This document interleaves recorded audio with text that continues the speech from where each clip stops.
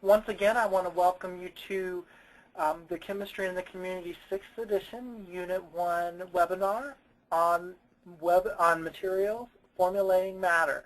This is part of our fall webinar series from the American Chemical Society and Chemistry in the Community textbook. Tonight, joining us, we have two amazing presenters. Regis Good from South Carolina. She teaches at Ridgeview High School. And Barbara Sitzman from California.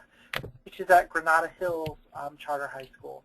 Both of these teachers have been using ChemCom. Both of them use ChemCom 6th edition in their classrooms. And they are awesome. So I'm happy to have them to present this and give you feedback on this after and give you helpful tidbits to guide you through the unit. So we'll go to the first slide and look at, this is the opener that you will see in, we'll go back here. This is the opening page for Unit 1, which is materials formulating matter. So in this unit, students are going to look at different types of materials, and this is where they're going to learn about matter, they're going to learn about moles, they're going to learn about molecular weights, they're going to balance equations. All of this is going to be included here. So in the first section, they're going to look at building blocks of chemistry. Then they're going to learn about the periodic table in Section B. Section C, you'll see they're talking about moles, and Section D is conservation and chemical equations. So I'm going to turn the webinar over to Regis right now, and she's going to guide you through Section A. And Barbara's going to do Section B, and then Regis will come back for Section C, and Barbara will do Section D. So welcome on the line, Regis, and it's nice to have you here, and please tell us about Section A. Thank you, Michael, and welcome to all our participants. Thank you for joining us.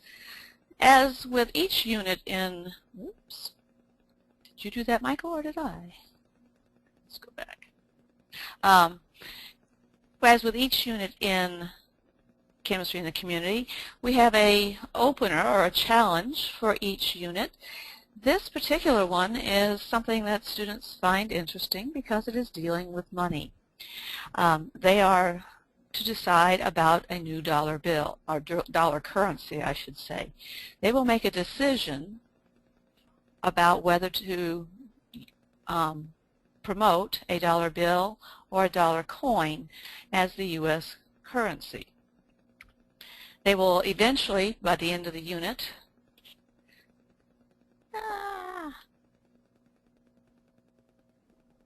sorry guys, they will eventually, at the end of the unit, make a presentation to the class. They also will make a poster or excuse me, a web page or a brochure to promote their choice. So they will be learning the chemistry associated with materials to be able to make this decision with some education, or make it a reasonable proposal.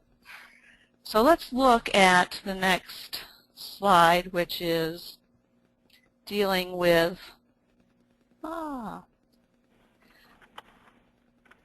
the goals for the unit, or the section. This section, the essential question is, how do chemists describe matter? And so the goals here sort of align with that essential question. So as we look at it, we start looking at making predictions and observations of chemical and physical changes, as well as recording. This gives them excellent lab skills. We do distinguish between chemical and physical properties, between physical and chemical changes.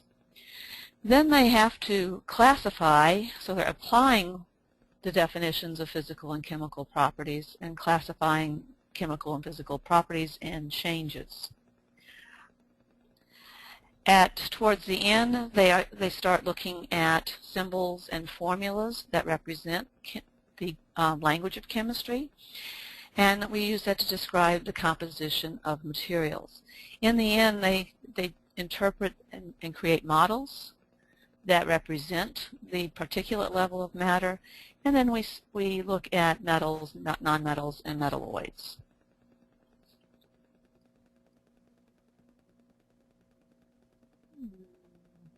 Okay. Try your keyboard, Regis. That might be the best.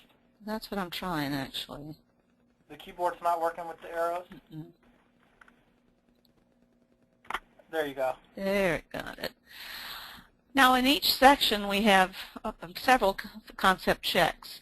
If you joined us last week, we talked about these as being good at looking at students' prior knowledge and connecting it with the knowledge they learn. These actually make great bell-ringing activities. They're just usually short, 5-10 minutes, and open a good discussion. In this first one, in this unit, they're asked to describe matter. Now generally what the kind of answer I get here is just basically a definition of matter. For these activities, I just discuss them. They aren't graded. They feel a relief that they can answer them freely. I think it's important on the second question that you look at, that they are actually looking at the goals and the terminology. What terms do they think they know and which terms they don't know. And it serves as a good process of self-evaluation, what they know and don't know. And I think it gives them a good technique for them to use throughout the rest of the course. So this is a nice short activity that gives them some help in how to study and evaluate what they understand. All right, any time. All right. And the unit starts off with an excellent investigation, i.e. lab. The students move from station to station to complete 13 exploratory activities, and these all are designed around chemical and physical properties and changes. They don't realize this at the beginning, but this is an excellent introduction to the explicit design of investigations, where each student does just what it says there. They prepare, predict, gather evidence, and analyze, and interpret, and then reflect. So it's the series that they always are going to do with most labs. Then we move into a developing skills. Developing skills tend to make excellent homework assignments. In this developing skills, they are just reading a statement and deciding whether it's a chemical or physical property. Fairly traditional, at least to start with.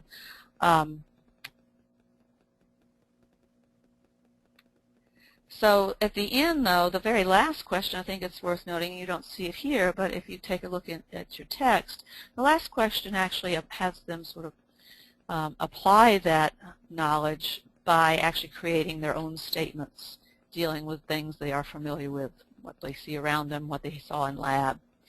So it's an excellent activity to develop their skills in physical and chemical properties.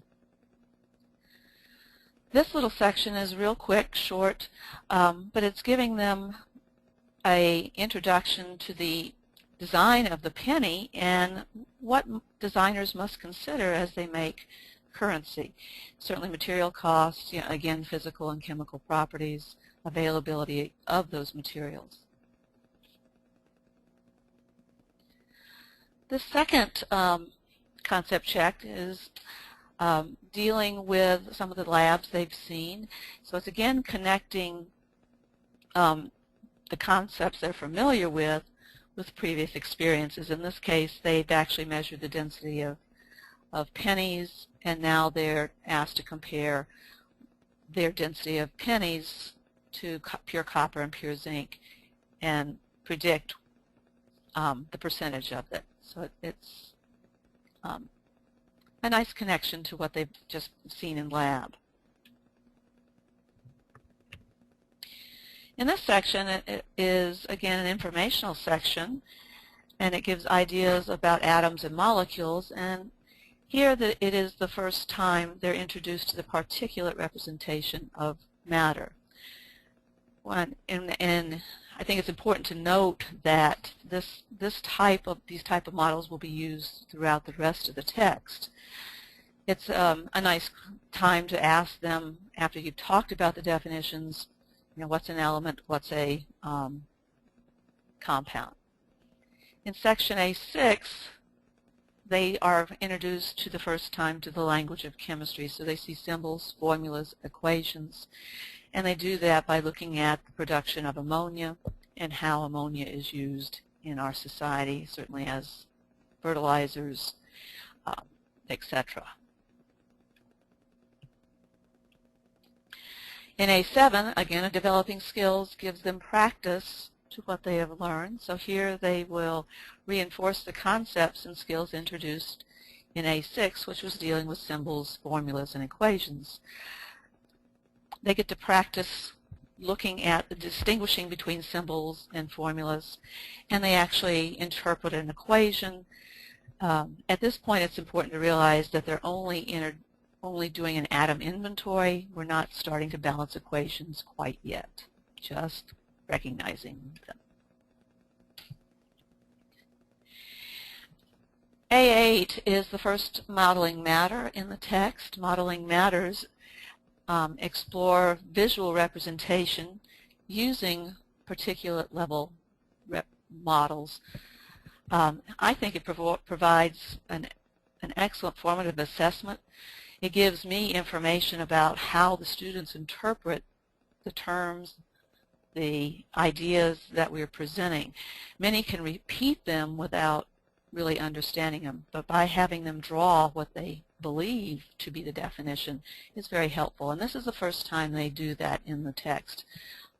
They struggle with it initially, but then they really start to understand, and you can feel more comfortable that they understand by looking at what they draw. Quick section, informational section, dealing with the elements, and in particular describing what a metal versus a nonmetal is. They jump right into that, doing an investigation where they take elements and they test their, observe their appearance, their malleability, their conductivity, reactivity with acids and cobalt chloride. And then in the end, they organize that information, and based on similarities and differences in properties, they classify them, hopefully coming up with the ideas of metals and nonmetals. Very nice investigation.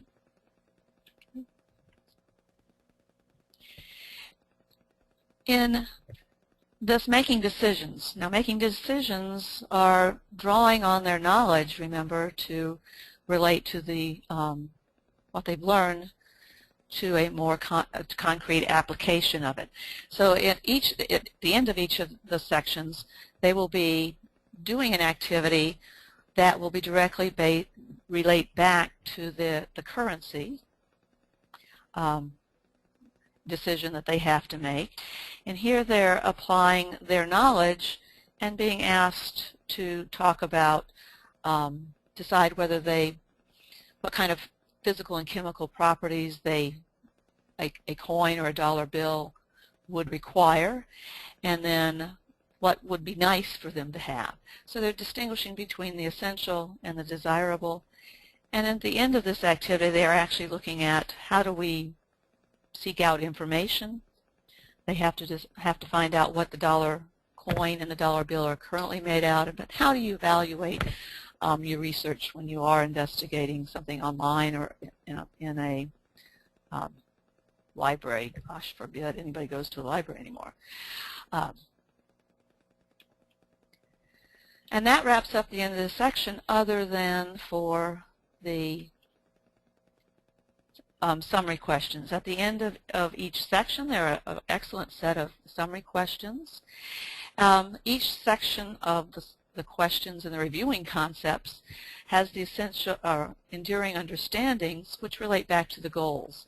So here you see the physical properties of a material can be determined without altering the material's chemical makeup. Physical changes alter materials' physical properties, and so on. So each of those questions will relate back to that essential understanding, and which relates back to the initial goals of the unit. So here's a second one, and again they go through each one. Here's a nice question because it looks at the particulate level. Asks some very simple questions, but again reinforces hopefully what they have come to understand. A chemical formula indicates the composition of a substance. So here they have to distinguish between chemical symbols and chemical formulas. Elements can be classified as metals, nonmetals, or metalloids according to their physical properties. So within that reviewing concepts, those are going to be questions that are review, just as it says, and they are organized by endearing understandings. Okay, and here's the last of them. At the end of that section, they always go back to the initial, what I call the essential question of the section, and ask them to describe, to answer it from what they've learned in that section. So this makes an excellent reflection on the section. You can hand them this and have them make a reflection. I also use them occasionally for essay questions on a test or take-home assignment. Now I want to point out that even though they aren't on the slides, there are more questions that get to higher Bloom's taxonomy. There is one section dealing with connecting the concepts, which does relate to prior knowledge and to what they know from their own experiences. The last section in the summary questions deals with extending the concepts. This goes beyond. They make actually little mini projects, some of them are. So they're worth looking at, even though they aren't here for this particular webinar. And I think at this point I need to turn this over to Barbara.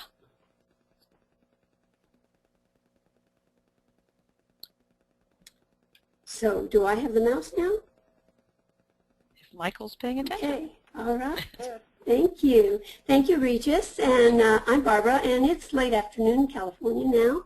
Still pretty warm, but, you know, it's going to cool off a little bit, I hope. Section B begins with what people think of as real chemistry.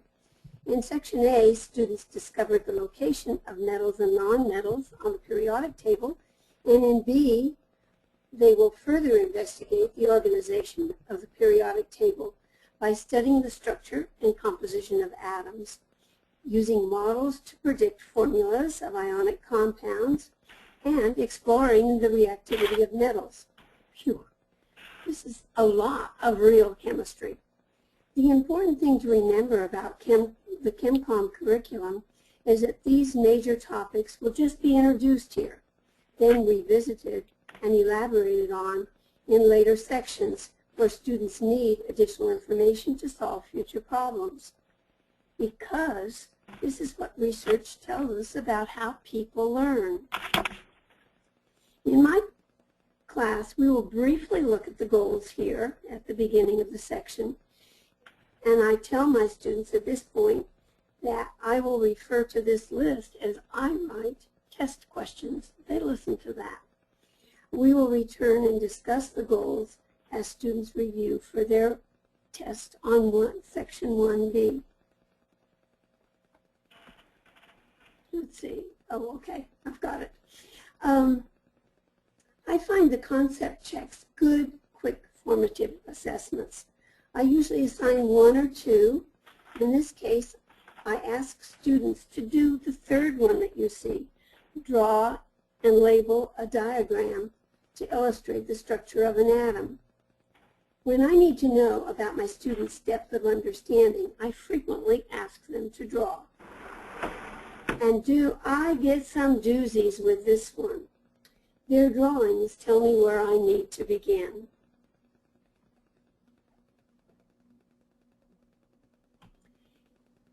In the making decision on grouping elements, we're going to start taking a look at the periodic table.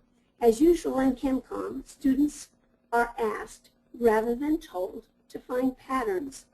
Most of my students look blankly at me if I ask them to define periodicity. But this illustration provides the hint. They do know about the periods of the moon.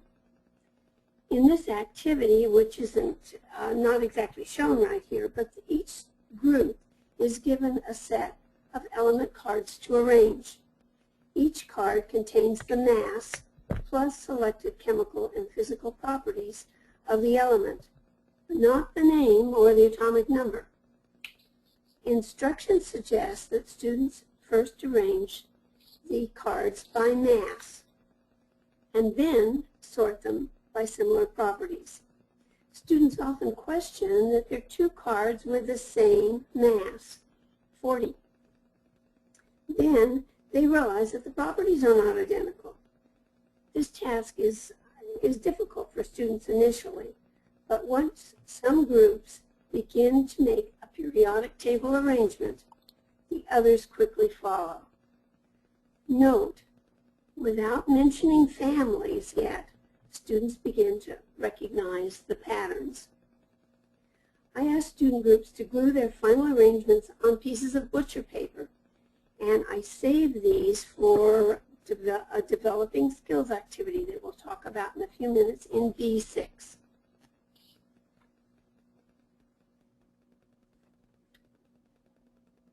Note that the history in this section, B2, follows the prior activity. Then I point out to students that they followed Mendeleev's process as they arranged the element cards by mass initially. They are impressed with the bravery of Mendeleev. I tell them that scientists in the 1840s thought they knew absolutely everything. They knew all the elements that there were, and that this brave chemist predicted that there were elements that hadn't been discovered yet.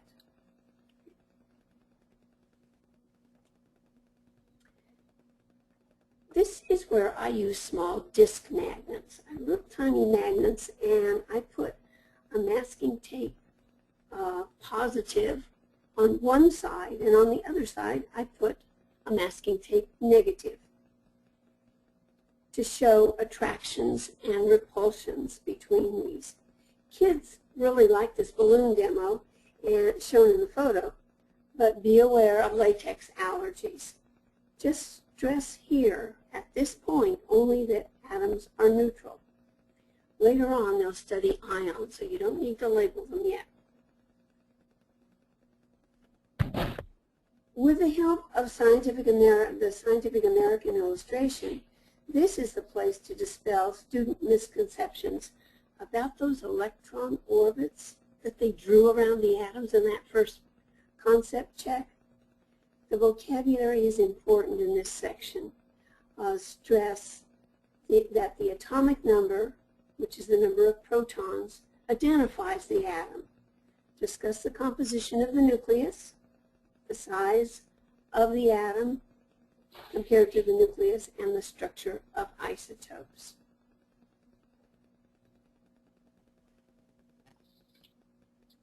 This is the developing skills to check their understanding of the structure of the atom. And my kids love this. They like to fill in blanks. This is a good check for understanding of their atomic structure knowledge. This is the first sample problem where they just fill in the blanks. And then in the second question, which also gives them a little table to fill in, they are given the number of protons and electrons and asked to calculate the next charge. Note, the word ion will come along later on. I usually get them started by going over the two sample problems and then assign the completion as homework. Here we are with B6. Students will need that butcher paper periodic table arrangements from B1 for this activity. This is a group activity in my class because they need to use their arrangement.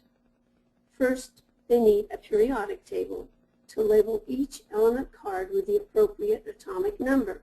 Then they'll use the data on the cards to construct the two graphs that you see in the margin. There's the graph of a chemical property and a physical property. Note that this revisits the lab activity at the very beginning of 1A that Regis described, where students identified physical and chemical properties. So we're just building on that. Also in this second graph, students are introduced to the conversion between degrees Celsius to Kelvin. But at this point, they simply need it to be able to graph without negative values. My kids, negative values, just absolutely throw them when they try to graph. In the next unit, when they study gas laws, this is where we'll come back and revisit this again, and they'll need to use kelvins. B7, the patterns shown on the student graphs in B6 are given names in this reading section. Students learn the meaning of periodic in the table, as well as the names and relative reactivities of major families. This is where in our classroom we demo lithium, sodium, and potassium reactants with water. Carefully we use a shield and we have a fume hood nearby. If you don't have this kind of setup where you can safely do this, there are lots of exciting YouTube videos showing these reactions.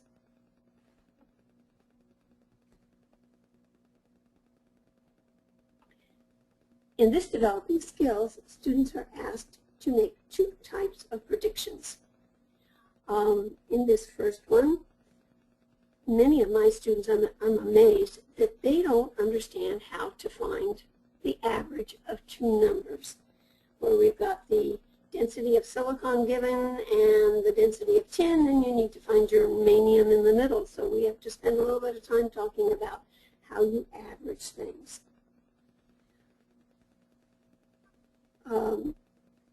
And then in the second one, they're asked, which is actually the more difficult sample problem, they are given carbon dioxide as CO2, and they're asked to find the formula of carbon and sulfur. So we're reinforcing those patterns that they saw when they did the periodic table arrangement, and understanding that if you know the pattern for two families, you can go ahead and predict the pattern for any two elements from those same two families. I need to go over these sample problems very carefully before assigning the developing skills as homework.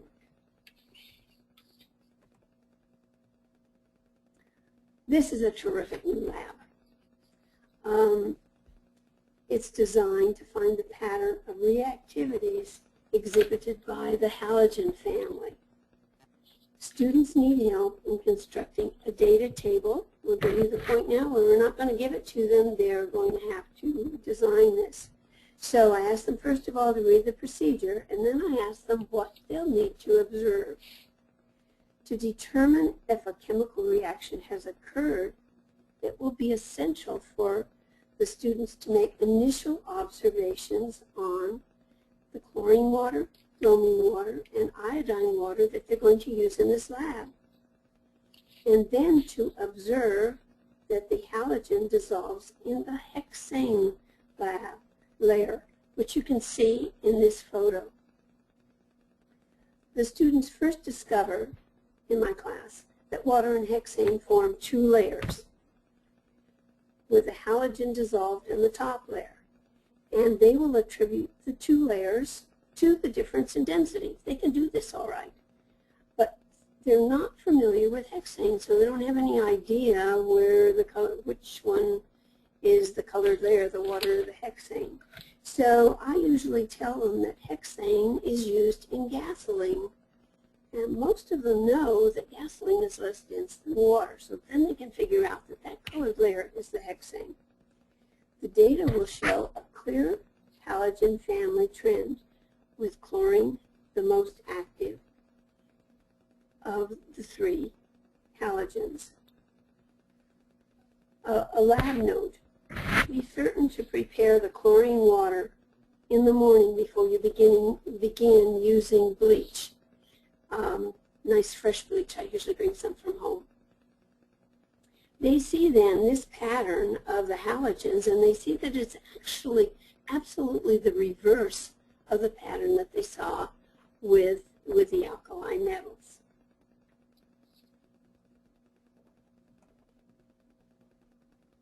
Here's another concept check. I like question 2 in this one because it relates to the COIN project that Regis described earlier. Now, here is the place where we start talking about ions. These particles with a net charge that the students calculated in B5 have a name now, ions. The model of the sodium chloride crystal nicely shows Na+ as the small silver ones and the chlorides as the larger green ones, along with the beginning of the suggestion of polarity and solubility when they take a look at the water molecule.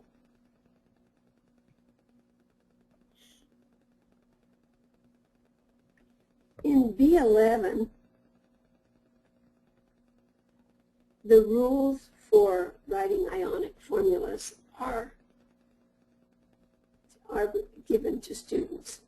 Then the students are given cards to arrange forming compounds. As you see in the data table, I make sets of poster quality paper for the little. If you look right in the middle where it says model, does my mouse goes over so I can show you.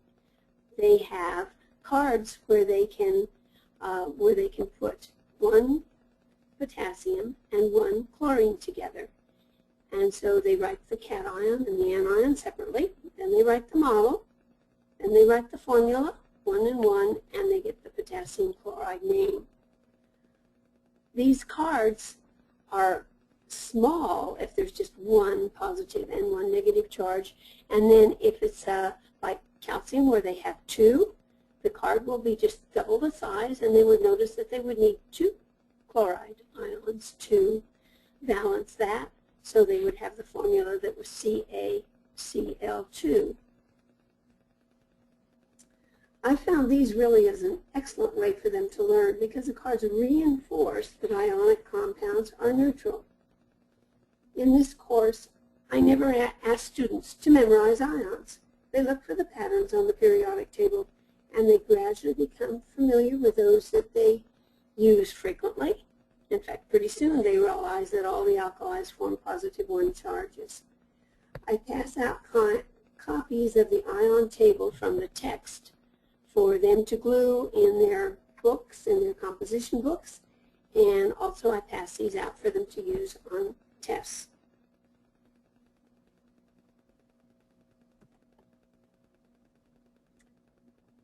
B12 is a microlab testing for the relative reactivities of metals. This lab works out very nicely, and it serves as an introduction to the future study of redox in Section C. Here students observe and they compare the reactivities of magnesium, zinc, and copper. They design a data table and realize that it would be pointless to react a metal with a solution of its own ion. So they have some places on the data table where they can just cross off, like zinc with zinc nitrate. They realize that right away. I also asked them to identify the experimental control. All of these solutions have nitrate ions.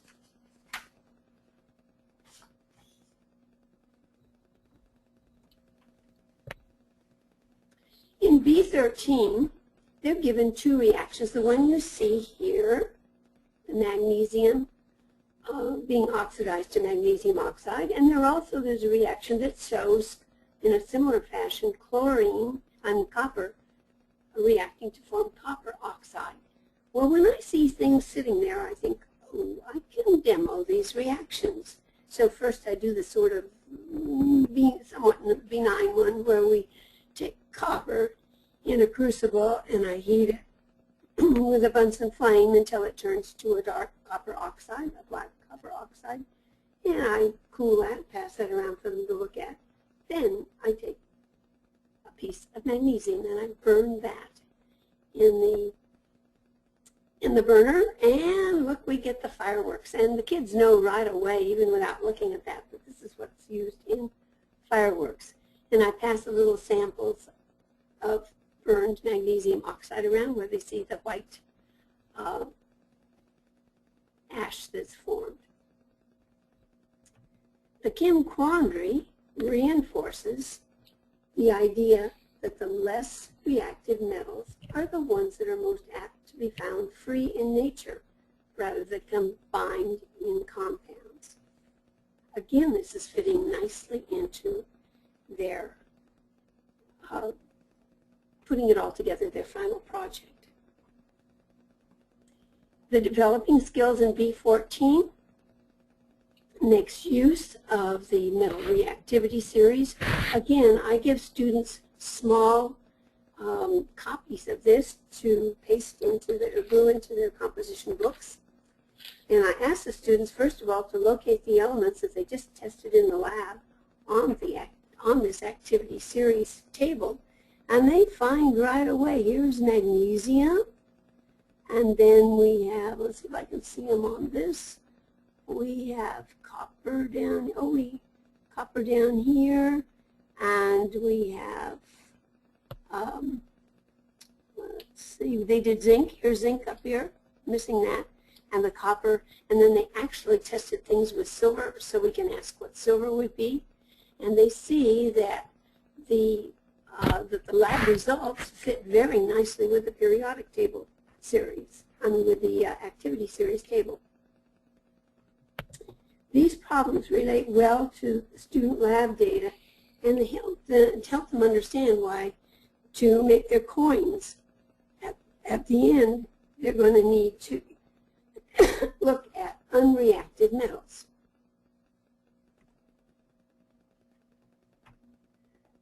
The making decisions, at the end, there's one at the end of each section. We just described the one in section A, and here the students use the knowledge that they gained in this section, and they go back to their section A answers, and they revise and enhance their answers to the first making decisions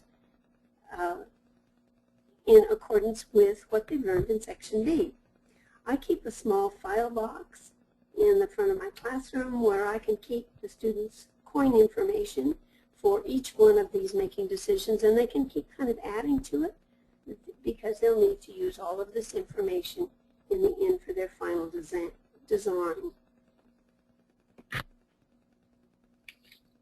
Here are the section B concepts, and just as Regis explained earlier, they are divided into groups in order of the coverage in the text. And so the box in the main concept precedes the group of questions. Note the first box refers to atomic structure, and this particular question, one of the questions, asks them to whether the mass number is sufficient to identify an element. And of course they know from their study that this is not enough information. I usually assign 2 or 3 sets of these problems, and that are due at different times during the section study. So let's look at some more. These are all boxes, and I just asked Michael to kind of clump them together so we could look at them. These are all key ideas that precede the relevant questions in this section to test, that are designed to test for student understanding. We have questions on the patterns of the periodic table and how they relate to physical and chemical properties of the elements. We look at cations and anions and how they are formed when the number of electrons differs from the number of protons. Then we look at ionic compounds and how they are definitely electrically neutral. And we look at, finally, how scientists use tables, graphs, and models to analyze, interpret, and understand data. We'll look now at some more section summary questions. Here's another one referring to the metal reactivities. Metals react with one another in predictable patterns according to their reactivities. So we have the question, well, kids should know that since iron is a more reactive metal, this iron spoon is simply going to dissolve in lead nitrate solution, where we're looking at a less active, the lead as being a less active metal.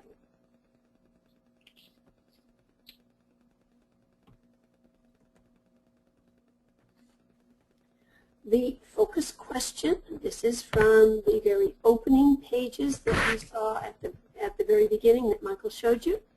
And this is the one for section B. And there is always this large box that has a green band on the left that has the focus question on. So as Regis mentioned, this is what I always use for my students to give them information to begin sort of like a prompt to write their section reflection.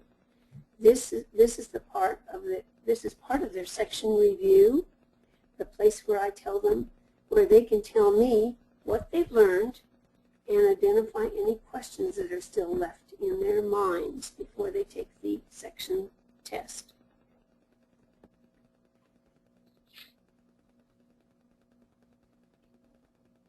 Just going. Do I still have the prompt, Michael? Oh, whoops. I need to go back to the working. There we go. Chemistry at work. Each unit contains one of these sections. They're written as interviews with a professional scientist. They're linked to the content of the unit. As you see here, we're talking about pyrotechnic chemistry, and they're designed to expose students to future careers. These are particularly appropriate for my students who are in a STEM chemistry section. The teacher's edition provides additional information about the background of the scientist and the profession, and also gives some suggestions for ways that you can implement this information in your course. All right, now I will give it up to Regis. Michael, you can do the switch now. Okay, Regis, you should have it. All right, thank you. Let's see. Whoa, wrong direction, sorry. All right, section C, again, we start off with the goals. The essential question is, what is the role of chemistry in the life cycle of metals? So as you look at those goals, in this section we will be introduced to factors dealing with the feasibility of mining. We will look at sources of resources, understanding where they are and that they're not necessarily evenly distributed. Yay, we get the moles. Well, some traditional chemistry is certainly here. And molar mass. We then also look at percent composition and oxidation reduction, and certainly the production of metals using the oxidation reduction. This concept check is very short, but I think it's nice. It goes all the way back. What is a substance, which they talked about in section A.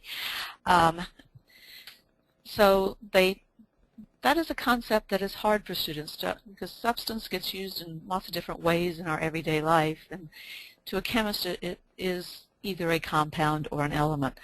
So it's important to continually reinforce that. Then the second question, giving a sample of a material, how could you determine whether or not it is a metal? Also goes back to the metal, non-metal, and what are some of those tests they use. The final question then is looking ahead and also sort of dealing with the concepts at the end of section B, you know, do metals occur naturally? Are they ever pure? So I think those are tying again knowledge together and reinforcing what they've already have been talking about. The first section in section C, or activity, is this making decisions. This is an activity where the students, I have my students in groups, investigate an assigned metal. I assign a metal to them, and they do research on that particular metal. They investigate its sources, its productions, the properties and uses of the metal. Then we make big posters, put those up, so all the students have that information. This certainly takes a good amount of time to accomplish, but it is well worth it.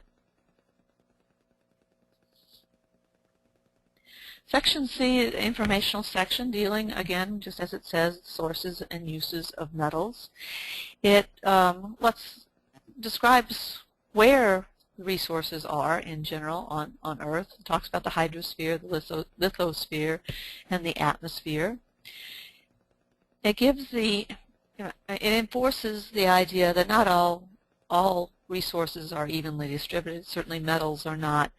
And they do look at the location of these metals and realize that some countries are richer in certain materials than others. We've come back to the picture. You notice that same picture we had before in section A. Now we're actually in a lab extracting the zinc from copper. Now this lab doesn't take a lot of time, but it does take 3 days. The first day they take the penny, notch it, weigh it, and put it into hydrochloric acid and make some quick observations. That probably takes about 20 minutes. The second day they remove the penny, what's left of the penny, the copper from the penny, and put it on a pre-weighed piece of filter paper. That may take 10 minutes. And finally, the third day, after it has dried, they weigh that filter paper and penny, or whatever you have weighed it on. I usually give the piece of filter paper. Then they determine the amount of copper versus zinc in that penny. I think it's important to note that in one of the reflection questions in this lab, the students use the knowledge of their metal reactivities from the end of section B that Barb talked about to predict how they could remove the zinc from the solution and recover that zinc. They don't do that in this lab, but it is something that they try to predict how it could be done based on prior knowledge. Very nice little quick lab. Kids love it. Section 4 is a real quick introduction to the percent composition. It is dealing with the composition of the penny. So they demonstrate how that can be done. Then in section C5, they actually get to practice this. So they look at calculating the percent composition of everyday, using everyday examples. The first one that the sample problem is based on is a dime. They also look at the percent or the percent body fat. They look at percent fat in milk, to give you some examples. Here they're just getting the idea of percent composition. In section 6, we get the mole. Fairly traditional presentation of the mole, very nicely done. But I think it's important, remember, to emphasize that the mole is a counting unit and that it is a method of counting particles by their mass. Section C7, they get to practice the knowledge they've learned from C6 in applying the mole concept. So they will calculate molar mass.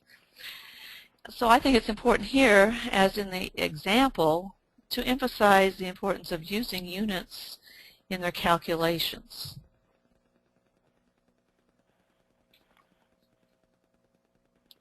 Let me go back just a second and point out that here we're just doing a few problems. They're not doing 16 worksheets on calculating molar mass. It's just an introduction. Students get it, and they'll come back to it over and over again throughout this unit and certainly many of the rest of the units throughout this text. So don't overload them at this point with molar mass calculations. And don't try to do all the different kinds of conversions from moles to mass and mass to moles at this point. That will come. That will come. Be patient. All right. This concept check is nice. Again, you see, let me point out question 2, how is a mole like a dozen? So again, emphasizing the idea of a counting unit.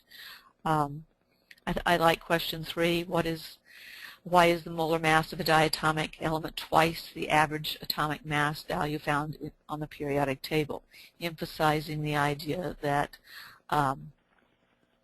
diatomic elements have 2 atoms.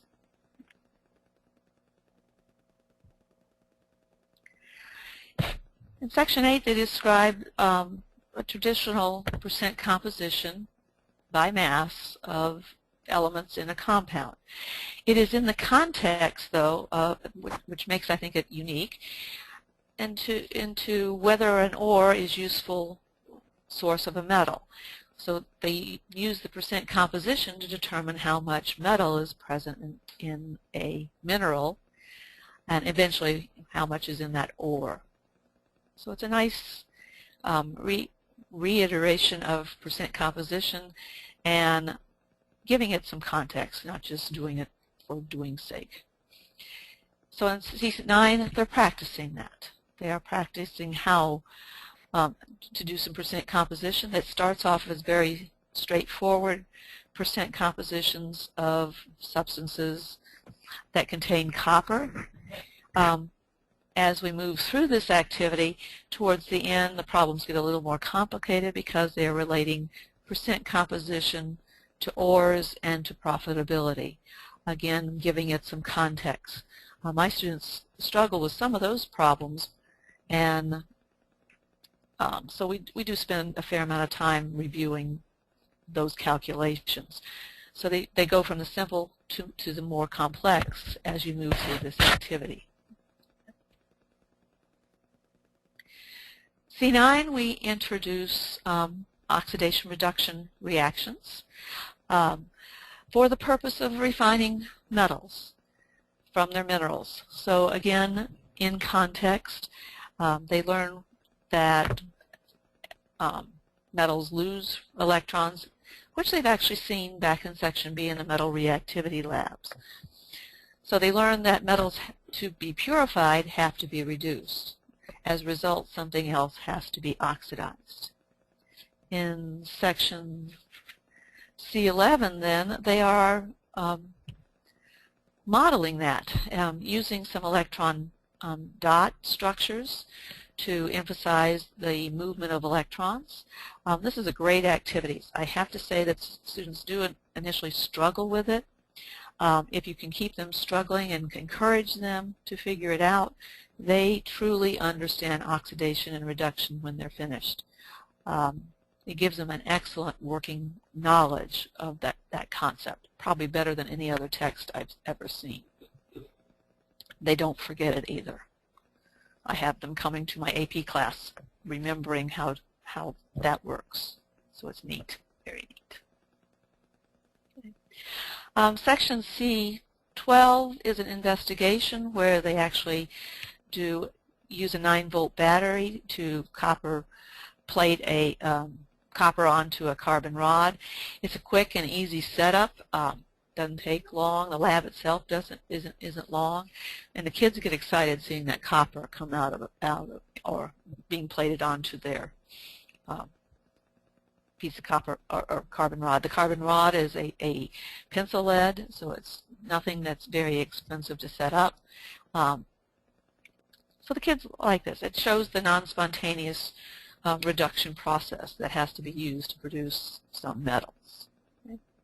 In C13, then they actually describe the process of electroplating, and it's fully explained. That process is fully explained they're explaining what they saw in section C12. C14 is dealing with the life cycle, as it says, of a material.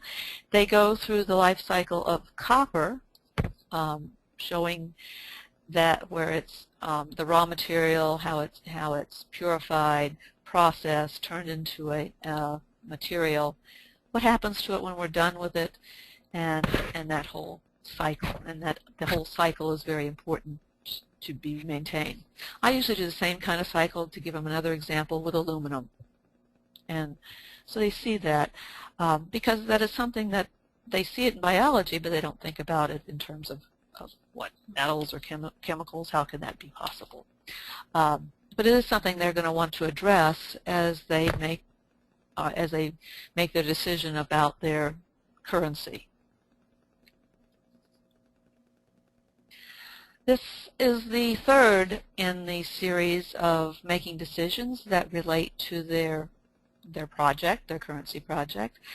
So here, again, as Barb says, they've had two other activities. I also keep them on file for them so that they have them to refer.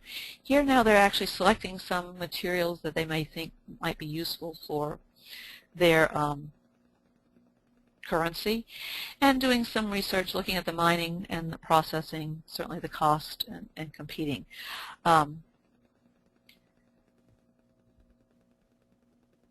This activity, again, usually these at the end of each section take a fair amount of time if the students are going to do them right, and if they're going to be beneficial for their currency project. So a lot that time for them. Again, reviewing the concepts are relating back to the goals. Here, the resources of human activities must be obtained from Earth's atmosphere, so we're getting the idea, our atmosphere, hydrosphere, lithosphere, and they're not evenly distributed. So they'll have a series of questions dealing with those, and the feasibility of mining and extracting. Certainly they will look at reviewing the concept of gathering information and data collection, and how reliable is it. They will do some more practice problems with moles and molar mass. Again, not a lot of them. Keep that in mind. Then they'll look at cations and the process of metallurgy and that oxidation reduction concepts.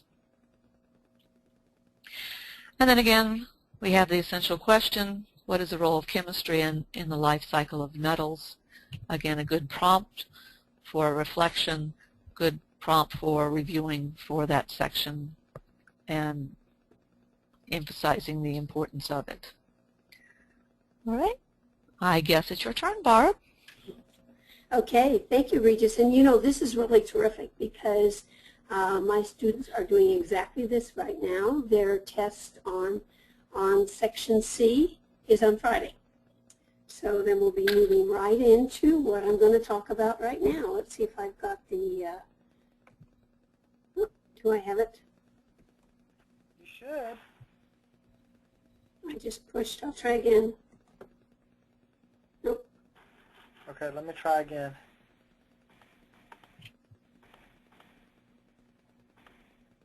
I guess Regis is just hanging on to it, right? Okay, No. now try. Nope. You want to just advance for me? Sure. Okay. Okay? All right, great.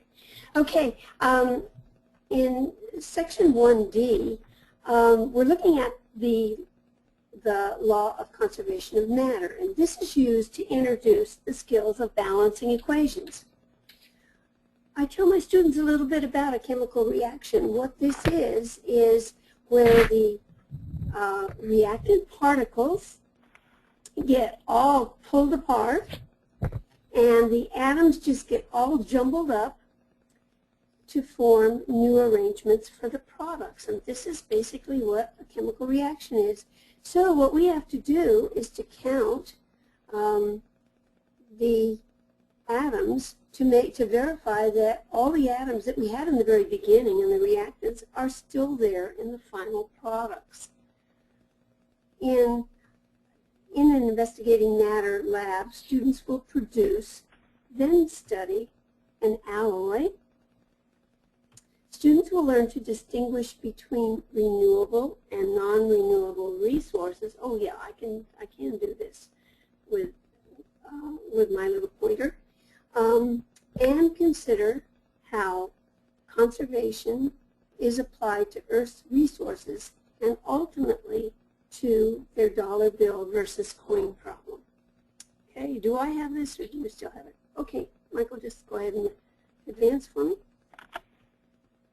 Thank you. Chemical equations are presented as the sentences that chemists use to describe chemical reactions. This section also introduces diatomic molecules. We saw a few of them earlier, and I've probably already talked about them, but this is kind of the formal introduction. In fact, Regis even talked about them as you were calculating molar masses. There's a post-it actually on the text on this text page that gives genuine as a mnemonic to remember the diatomics shown in the table. But I asked students to locate these elements on the periodic table. I think that's an easier way probably for them to remember it, but they have genuine if they need it. For some students, I have to point out that this doesn't mean that there are always 2 oxygen atoms in every molecule. They suddenly get this idea. Oxygen is going to be diatomic wherever. For example, I asked them to take a look at water, H2O, and there's only 1 oxygen there, and that's okay when it's combined with other elements. Diatomics form when certain elements are all by themselves, but they're too reactive to stay as a single atom, like helium does. Next slide. Here's a concept check. I used the first question as a class opener. I think Regis in the other part of the country said a bell ringer, I believe, while I'm taking roll and so forth. Students' answers to this formative assessment will tell me where students need help to dispel their misconceptions. Actually, question 3 involves higher level thinking skills. Here students are asked to consider what happens in a chemical reaction by looking beyond their macroscopic observations. Challenge them to explain observable behavior of matter by describing what is happening at the particle level. Okay, next slide. The developing skills in this one involves the particle level drawings that Regis showed you before, and the drawings provide students with the concrete representation of matter at the micro level of atoms, molecules, and ionic compounds. Understanding their drawings will provide students with a picture in their minds of the symbolic representations. In this activity, students are asked to translate the individual atoms, use those to translate these into representation of calcium carbonate. First, we discuss the sample problems and the idea that they can use any models, but this time everybody's going to be kind of consistent and use the same ones to draw calcium carbonate. I asked students to work with their group to complete exercises of similar problems. Each student does the exercise in his or her own composition book. While the group discusses how to draw the representations, I walk around the room helping and asking questions as appropriate. I'm really lucky. I have a student TA, student teacher's assistant, who is a senior who took AP Chem last year. And he's just a terrific help to go around, and so that he goes around and he helps groups the same way that I do. Okay, next slide. D3 is a reading. It's an excellent introduction to learning how to use understanding the law of conservation of matter to balance chemical equations. Spend a little bit of time going over this reading section with students. Be certain that they understand the new terminology, especially the difference between subscripts and coefficients, and how to verify that an equation is balanced. The practice is in the developing skills accounting for atoms. This is the place to clarify the language of chemistry for your students. So we have this terrific triangle illustration that shows matter at the macroscopic, the particulate level, and finally the symbolic level that we use.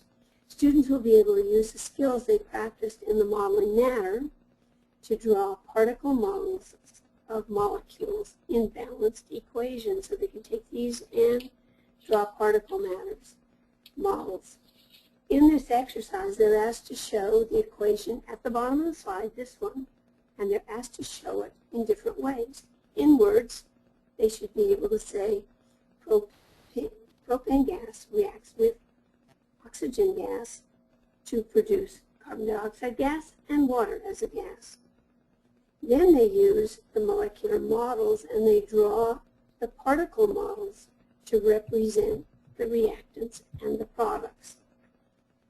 Finally, they do an inventory, learning to account for each type of atom on the reactant and on the product side to be certain that we've got 3 carbon atoms here. We must have 3 over here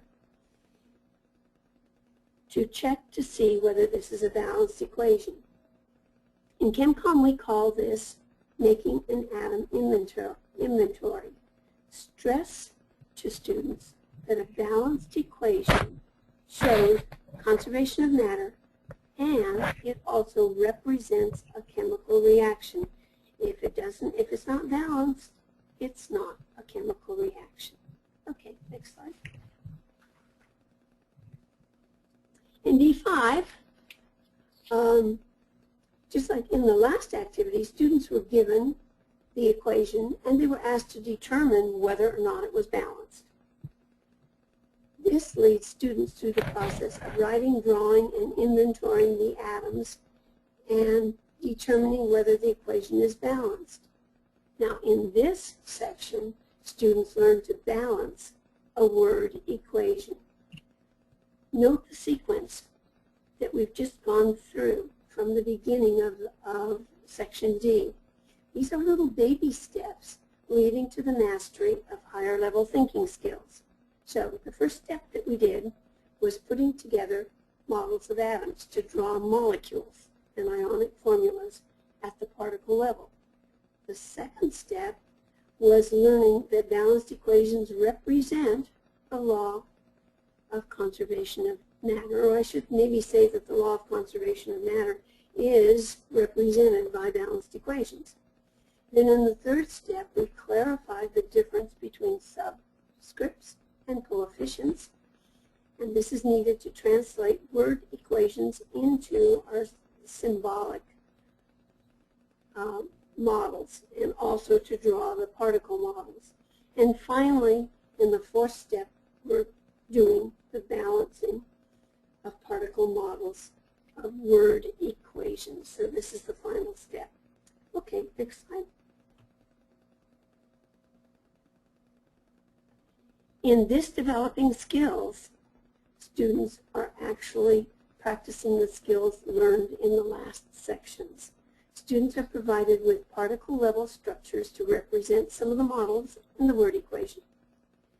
As you see right here, they now are able to tell what carbon and the 4 hydrogens are going to look like, what the chlorines are going to look like. And the structures give students a model for each type of atom to form the compounds. Students are asked to translate the word equation into particle drawings and show it correctly balanced. Now they have to do the balancing. For this activity, I often bring out a box of colored pencils that students can use because they often like to just use different colors to represent the atoms. And in my class, Each group is assigned one question in this developing skills to draw on either butcher paper, or I've got some small whiteboard squares that they can draw on to share, and then they have to explain these to the class. Okay, next. This concept check, I found questions 1 and 2 provide formative assessments for the prior material. And for 3, this students need to use prior knowledge that they have. And I kind of like to see at this point whether they have any idea about what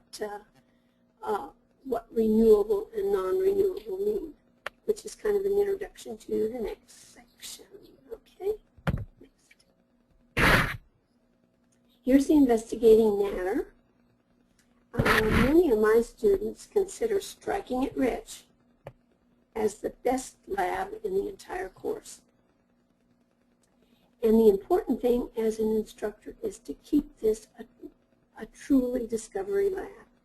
If you teach more than one section of the course, like I do, make certain that later classes do not see earlier results. Several very successful modifications have been made over the past editions, and I have taught from edition 1 of ChemCom, where there were some pretty dangerous things involved in this lab, like some concentrated base in that beaker. Now, modifications have been made this a much safer lab and improved the student products. A hot plate works well, and students are very pleased with their silver and gold pennies. I asked students to bring in 3 pennies. 1 is for the control, and they take their pennies onto the final lab report. Penny quality is part of their evaluation for this lab. There is a precaution. Moist zinc can cause paper fires in the trash can, so be certain to dry it and dispose of it carefully. Okay, D8. Next slide. It is essential to wait until after Striking It Rich to discuss this reading section, because this kind of gives it away. Therefore, students will have the experience of making an alloy before the process is described and named. This is just an excellent series. As you can see, first of all, the silver ones are the zinc, and you've got the copper.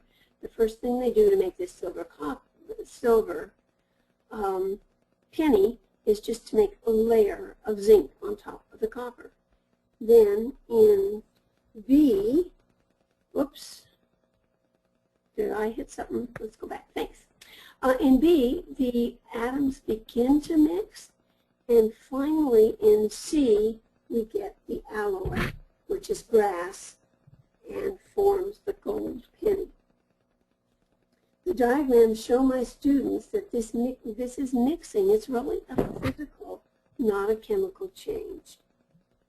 In the chem quandary down here, at the bottom, ask students to predict how a powdered mixture of 25% nickel and 75% copper will look. I asked them to predict this, and most of them will think that since it's 75% copper, that it's going to look like the copper. You may want to demonstrate this for them. If you just take some of the powdered zinc and powdered copper and mix it up, and it'll look pretty copper looking.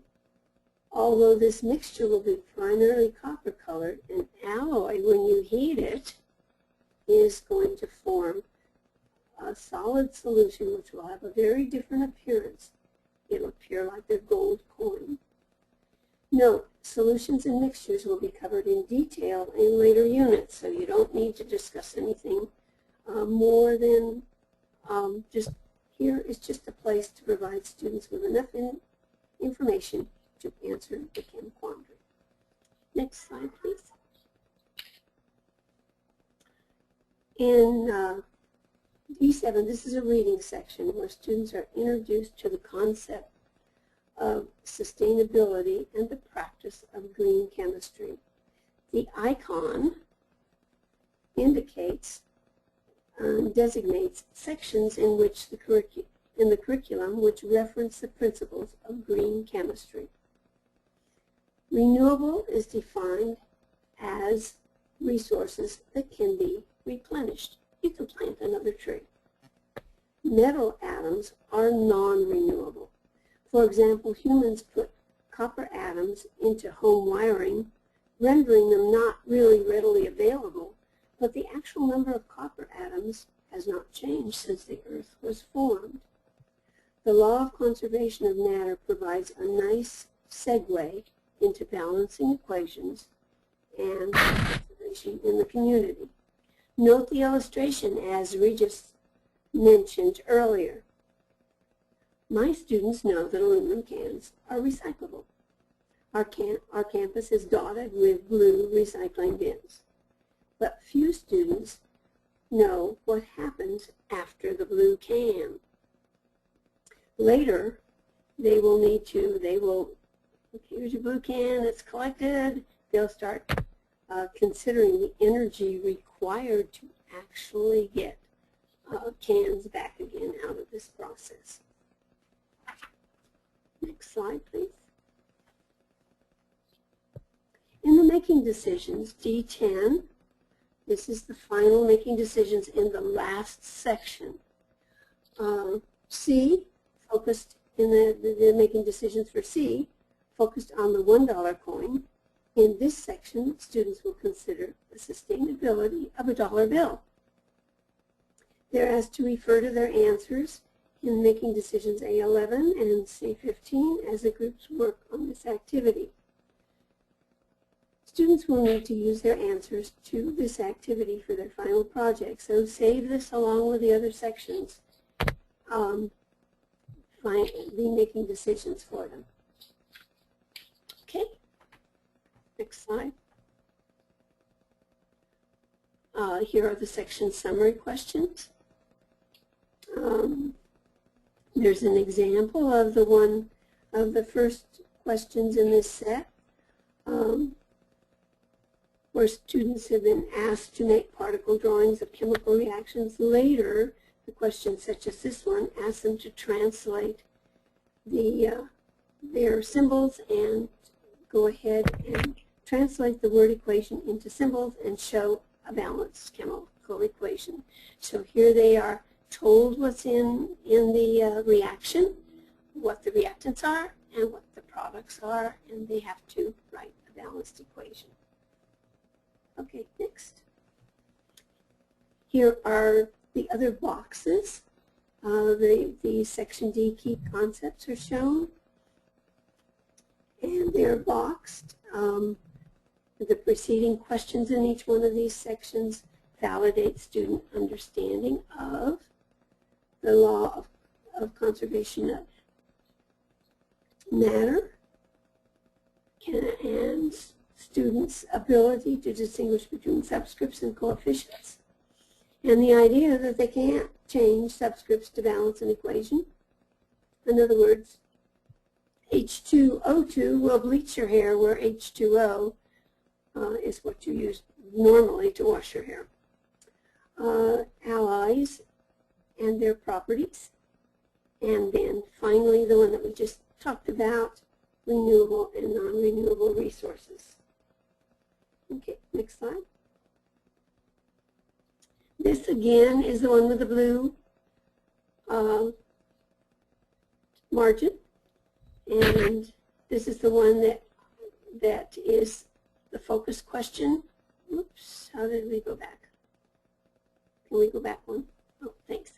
How is conservation of matter demonstrated in the use of resources? This was our key question at the beginning of the unit for section D. And note that the text box provides for students just kind of a beginning to write this reflection. The reflection should not be limited to the information in the prompt. Okay, we can go down to the next slide. The putting it all together, or we call this in kind of a friendly term, we call these PIATs. Each ChemCom unit culminates with a student project.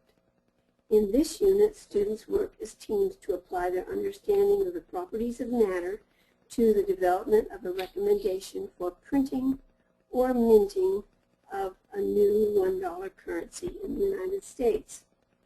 This project includes both a written report and a presentation to the class.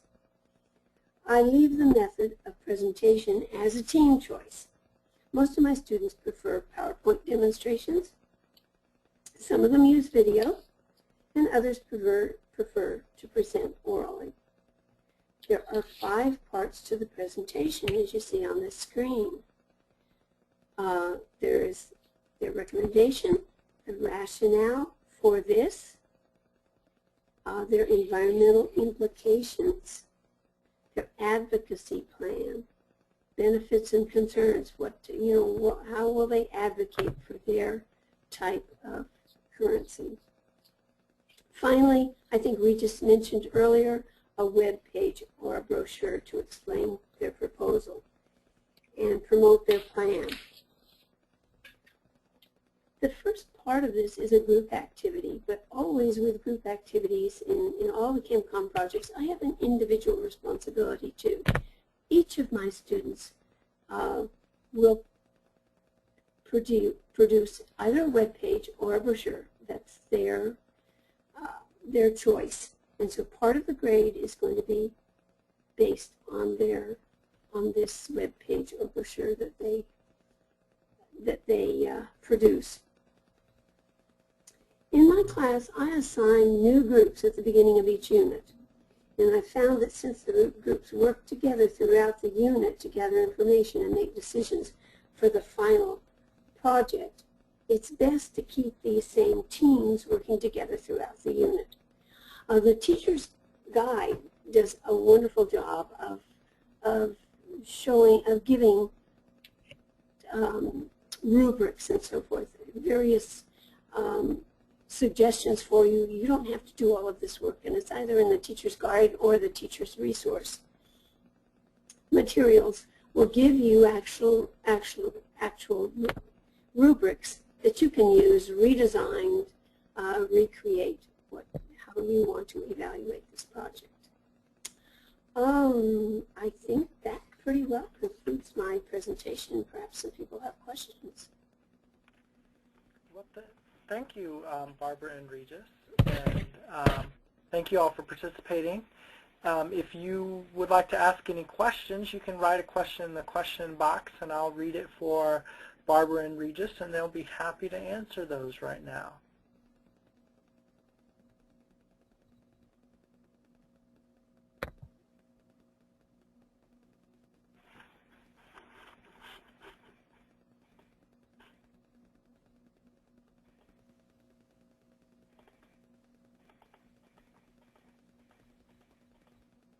Goodness, were we that thorough? So I have one question for you. It says, how do your students perform on the CST? Oh, actually, our students perform very, very well on the CST. There are only 2 teachers out of the 9 chemistry teachers at our school who teach ChemCom. The others are real traditionalists. And they were a little skeptical. Are kids going to learn if the first time you mention moles, you don't pass out 50 worksheets and make certain they're all grounded in that? But we found this spiral effect where we keep reinforcing it at points where students need to know a little bit more information. We'll do the stoichiometry. We're not doing it right now. We're going to do it a little bit later on, gradually, as they need to know this material. This builds a very, very strong foundation, and our students do very well. In fact, my students last year did better on the stoic part than the traditional teachers' students. I probably shouldn't admit that, but that's what happened. Okay. The next question. Did you have anything, Regis? Well, we don't take any standardized tests, so I can't really contribute there. But I know that as they move on to, I usually have several that move from ChemCom into AP, and they pick up they've learned different things than the honors kids coming into AP, but they're able to master the content very well. Okay. So the next question I have is, how much time does it take to complete the PI? I just put together the schedule for Part D, and my students have known about what their medal was going to be. They ranked medals, and then I gave them, the first, second, or third choice. So groups are doing different medals for their coins. We decided this year just to do coins and not the bills, and to keep it a little simpler. And they knew about that at the beginning of Section C, so they could start collecting research on information about it. And so I'm going to spend 9 days on Section D, and they're going to kind of start working on their PIOT right at the beginning, along with the other material that I just went through in Section D. So they'll end up having basically a little bit of time, different periods, for about 7 or 8 days, 7 or 8 class periods. They end up doing a lot of this via email during their own time. Okay. In my class, we sort of do the same thing. So they've been building throughout the unit towards this goal. They already have some ideas. Usually I give them, certainly emphasize it at the beginning of Section D and start focusing, fine-tuning their focus anyway, on the PIAT. And so I end up giving them one full period towards the end, and then usually giving them 2 or 3 days in between that and when it's actually due. So they do a lot of it outside of class as well. Okay. So the next question we have is, how long does it take to get through the first unit? This person has a 50-minute period. Well, Barb, you're closer to 50 minutes. Yeah, right, because Regis Works is on a block schedule. So our periods actually are about 53 minutes. And we began, when did we begin? I'm looking on my calendar really quickly right now. We actually began school in mid-August. First day of school was the 13th of August. And we have had a couple of holidays since then, but my students will finish their PIOT is due on Thursday the 27th. So, what is But Barb, in between, you've also done Unit 0. No, I didn't do Unit 0. Oh, you don't do Unit 0 at all? No, I didn't do Unit 0. Just due to time, we have to get them ready for the, because we have testing, and so we have to get them ready for that testing in April. So let's see, I have 1, 2, 3, 4, 5, 6, 7, about 7 weeks on Unit 1.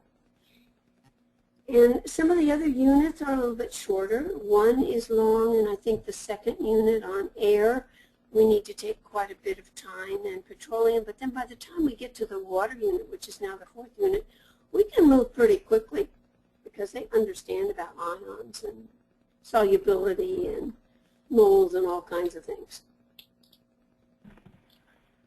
Okay. So if that helps, I get through the first 4 units. I do part of 5. I do almost all of 7 because kids like food at the end of the year.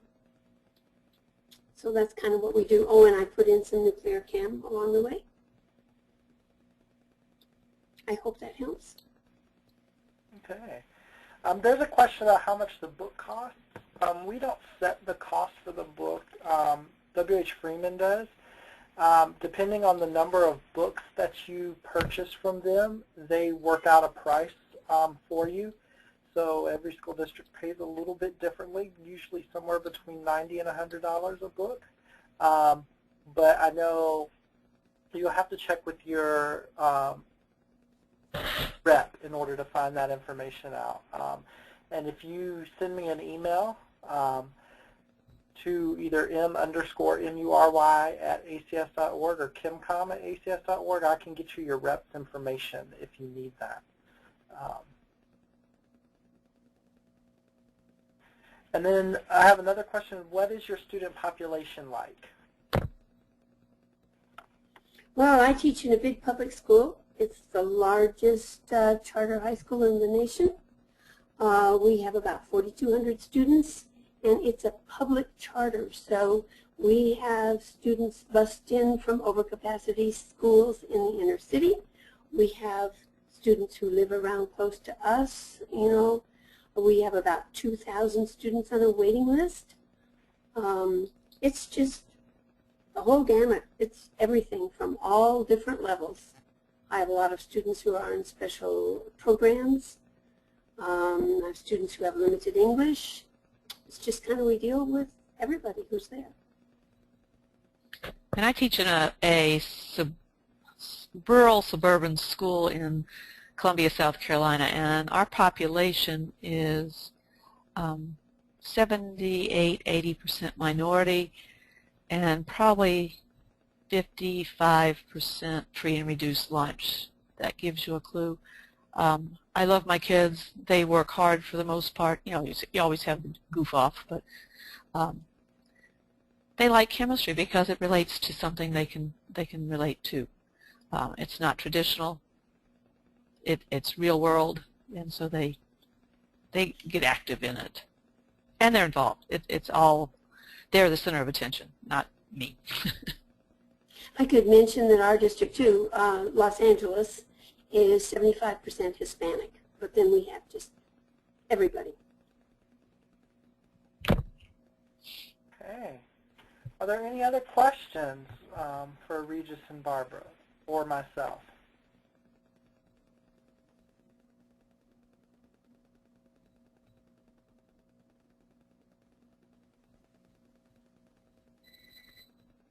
Okay, I don't see any questions right now. I want to invite you to the rest of our webinars for the rest of the year. You should have received an email with that information. If you have not, please send me an email. We will do Unit 2 on October 2nd. On October 16th, we'll do Unit 3. On November 13th, we'll do Unit 4. And on November 27th, we'll do Unit 5. All of these will be recorded. If you attend the live one, we will send you documentation that says that you participated in the webinar. For this one, I will send documentation by the end of the week that will say that you've done 2 hours of professional development with the American Chemical Society, since we went over an hour and a half, and I want to definitely respect your time and reward you for sticking with us. And we definitely appreciate everything.